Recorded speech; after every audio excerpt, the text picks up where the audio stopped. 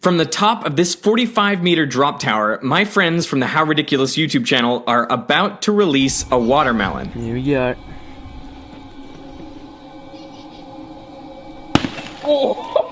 In free fall for a full 3 seconds, the watermelon accelerates to over 100 kilometers per hour before smashing into the ground.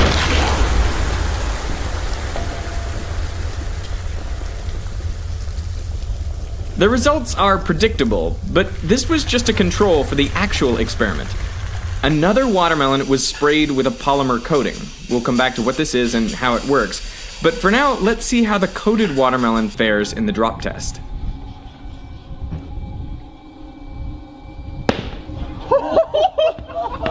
That's insane. Oh, you're kidding me. Instead of shattering, the watermelon bounces and remains intact. For the most part, anyway. Is it broken inside? Yeah, it is. It's definitely slushy. Even with an axe, the How Ridiculous boys can't crack this shell. How is it not? Ah! Oh, yes! Sure, we can pull through that.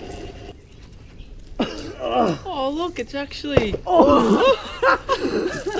Look at the watermelon. It's intact. It's still a watermelon. Look at that. Oh, that's gross. That is amazing. It is pretty amazing that the watermelon could survive an impact at over 100 kilometers per hour. Yeah. So I went to find out more about the coating, called Line-X. It's a mess. The individual components are a mess. When it goes on as a big mess. You saw me wear a spray suit. It's a mess. But when you're done, you're really cool stuff. Line-X is made from 2 ingredients. A and B. Inside of each of these is multiple things. But the main component of A is diphenylmethane 4,4-diisocyanate, or MDI for short. It's very reactive due to these groups on the end. B is the poly. So the simplest way I could explain is it's a plasticizer.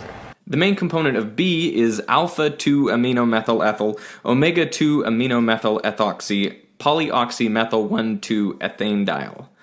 Long name for a long chain molecule. In reality, it would be many times longer than this. Now, I managed to convince Bryn to let me mix the 2 ingredients the old-fashioned way, with the stir stick. And that's the A. That's the A. Wow. I'm gonna dump A and B in here and you just mix them and see what happens. All right. Okay. Ready? Yep. All right. Go for it. How quickly should they react? They're reacting right now. Whoa. Did you see that? That is crazy. And you can see there's almost like, I don't know, smoke or something coming Well, out there? it's probably getting quite warm. I guess I could have got the thermometer out for you. Whoa. Can you feel the bottom? Tell me. You tell me.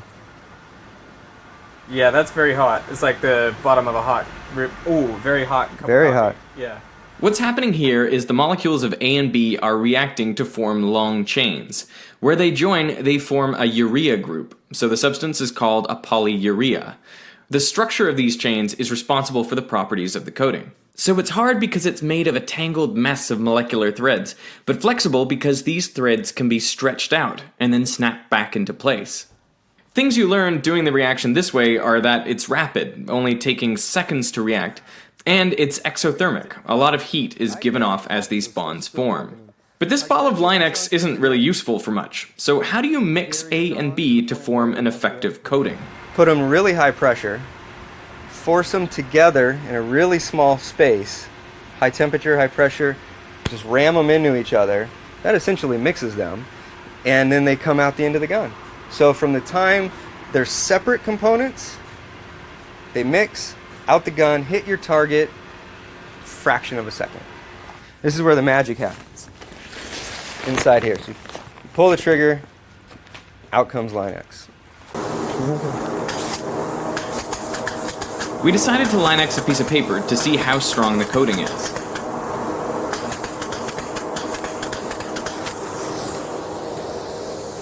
As you can see, it came out as a hot, high-pressure liquid. Okay, now... How hot is that? It's quite warm. It's quite warm, and because that's an exothermic reaction. It comes out at 150, but it keeps getting hotter and hotter. You can probably rip it right now. I could rip it? Yeah, I think so. There you go. Okay. All right. Those two chemicals just keep kind of looking for each other, or looking for something, so to speak, until every last molecule's found a home or given up looking, and that could take a day or more. But there's plenty of opportunities to cross-link right now. So that's what it's doing, and that's where all the heat's coming from. Right. So it's already dry. I'm not going to get any on me. Yeah. It's already cooling back down. So we've done the vast majority of curing and cross-linking. Okay. Yeah, we're getting there, right? Yeah, we're getting there. It was harder. It was harder. So now we'll wait till some of this heat goes away. We're probably getting a good amount of curing going on. It is really tough to rip at this point. It's strong stuff. Yeah, no. That tensile strength will get you. That high tensile strength is the same reason the Line-X coated watermelon bounces. That's insane.